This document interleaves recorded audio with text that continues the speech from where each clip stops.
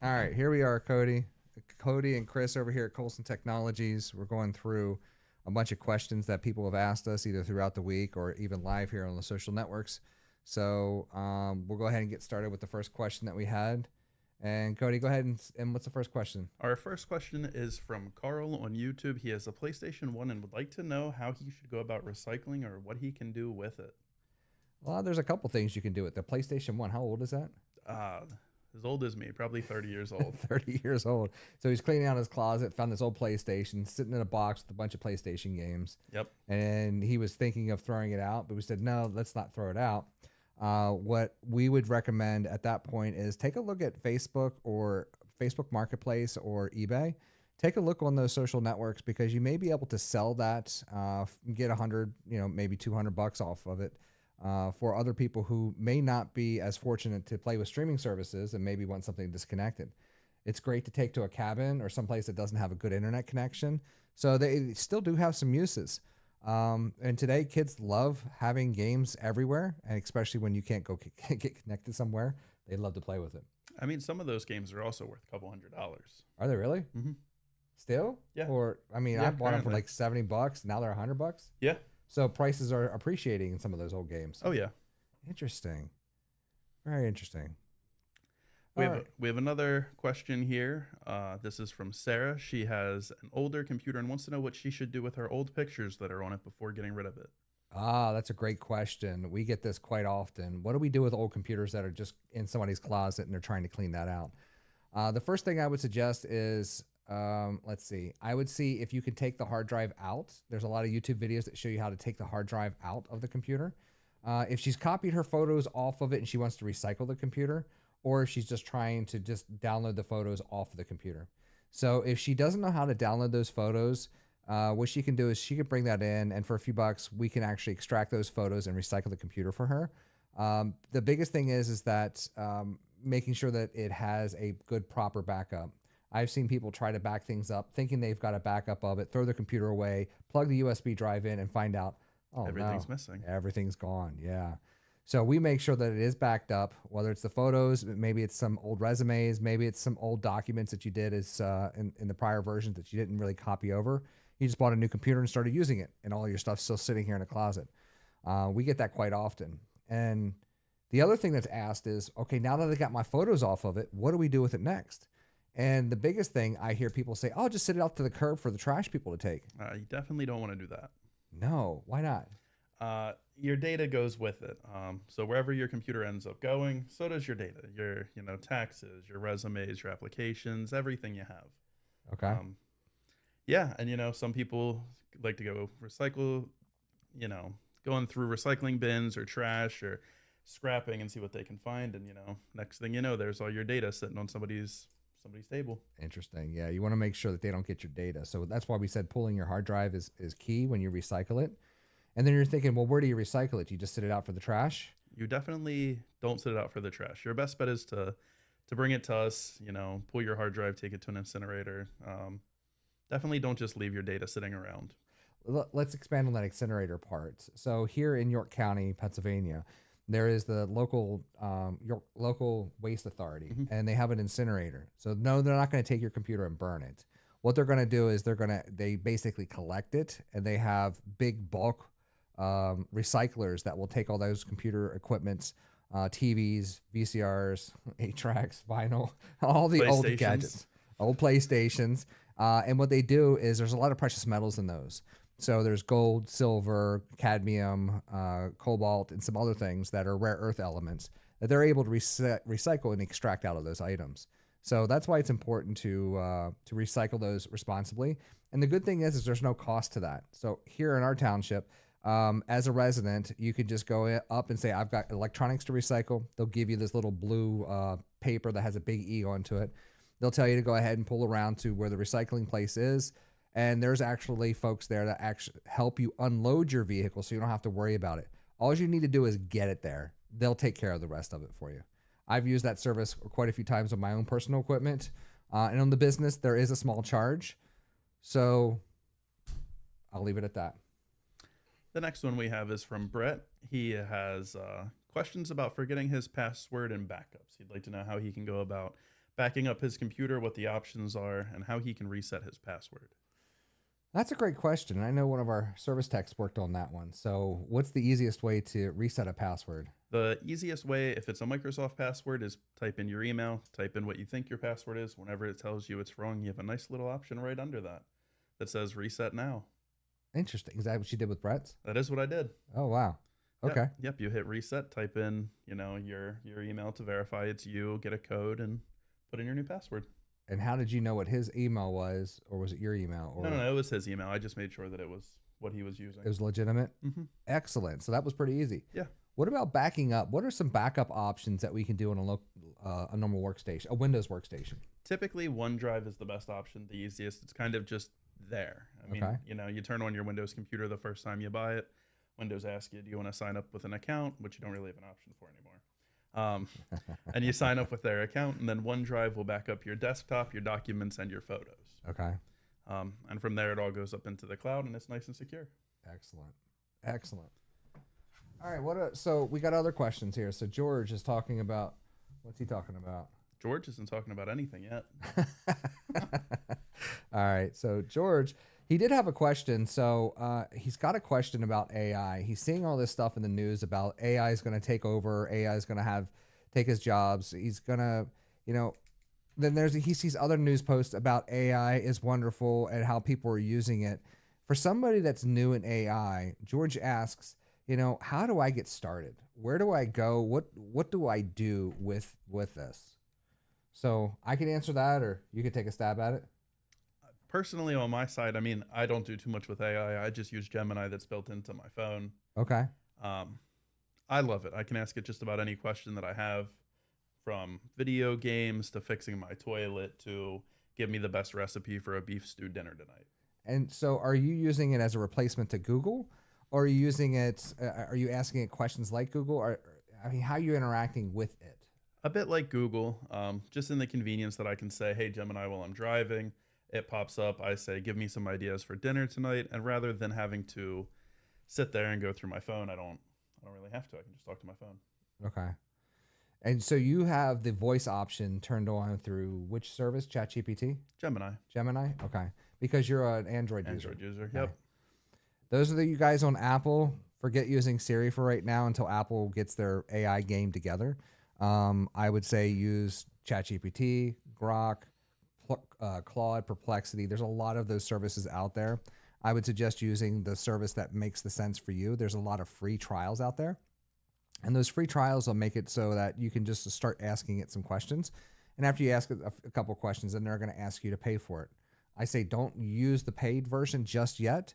Actually switch over to another AI system and test that as well. So when I was doing testing, I did ChatGPT, I did Grok, Perplexity, Claude, Gemini, and they're all different in their own rights. They've been trained on a little bit different data. Even Meta has I didn't even know Meta had one. Meta had, I think it's called Llama. It's like built into their Facebook. Yeah, I see it here and there. Yeah, it's built into their Facebook, and to play around with it, ask it questions. And the biggest thing is validate those questions. Just because you think it's AI doesn't mean it's true. Just because it's on Google doesn't mean it's true. And just because it's on the internet does not mean it's true. Right. So, so that's the best bet, to play around with AI. Don't be afraid of it, but most importantly, don't give it things like your security number or your credit cards. Please don't put that in there. Please don't put that in there. That would be a mistake.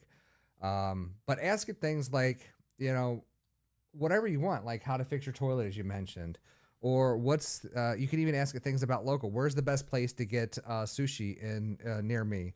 Kind of like what Google used to be. That sounds good. It's picking up on there. Oh.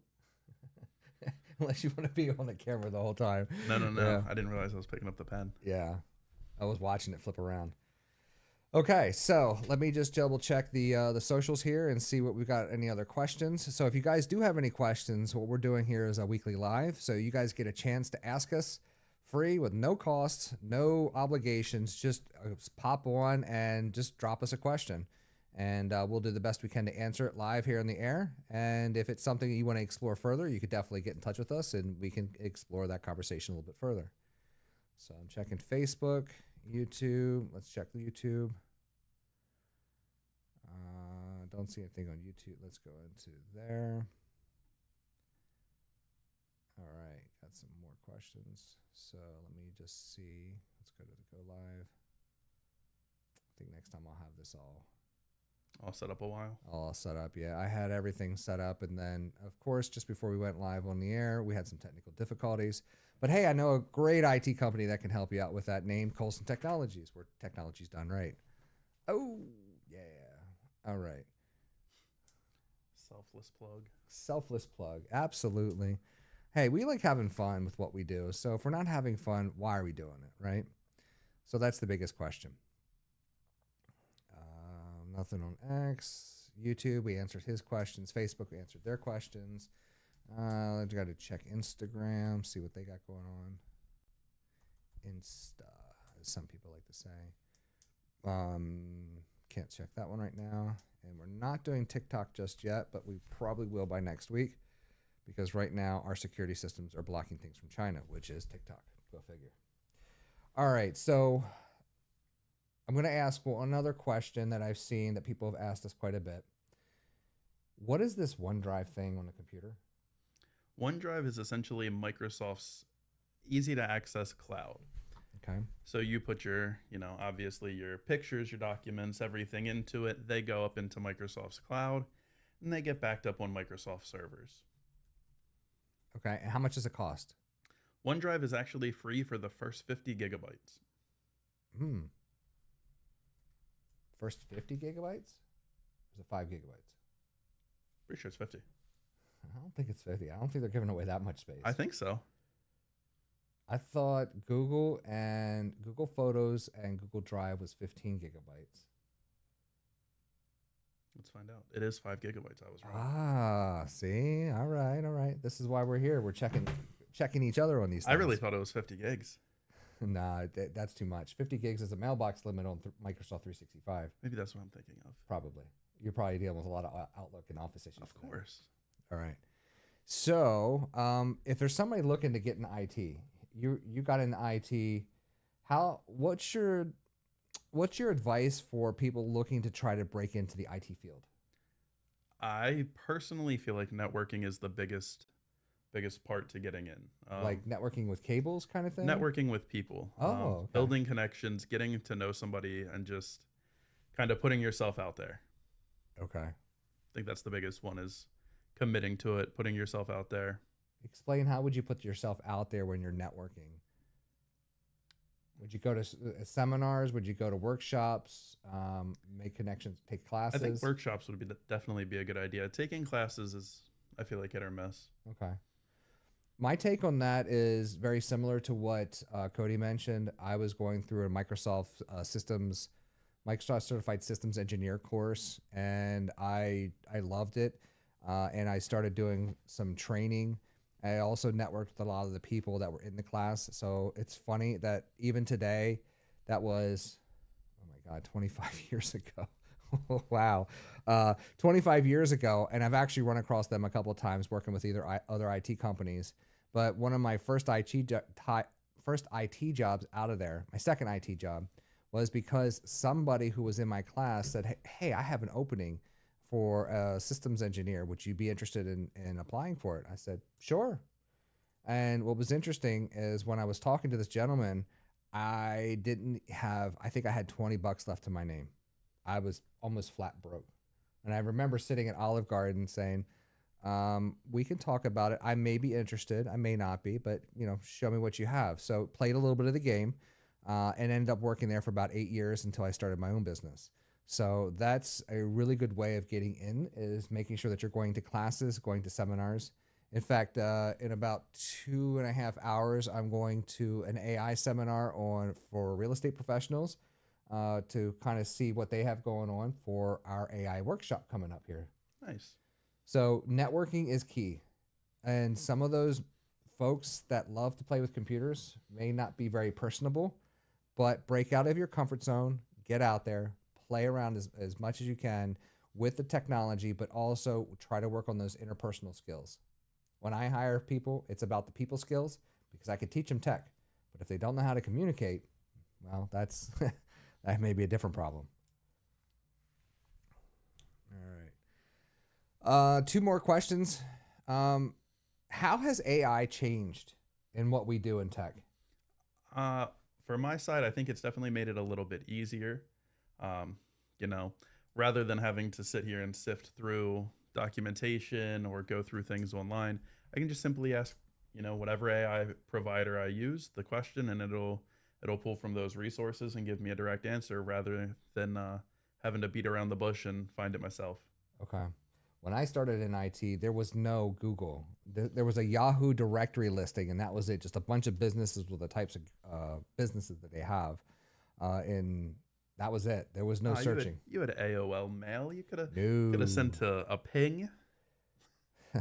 Yeah, I could have, but I tell you what, man, that stuff back then was tough.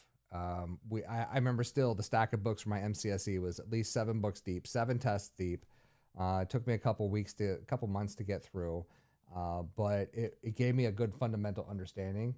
I still use the OSI model to this day. The OSI model is, if you guys look it up, it's the 7 layers of how data gets from the network to your applications and where some of those breakdowns could go.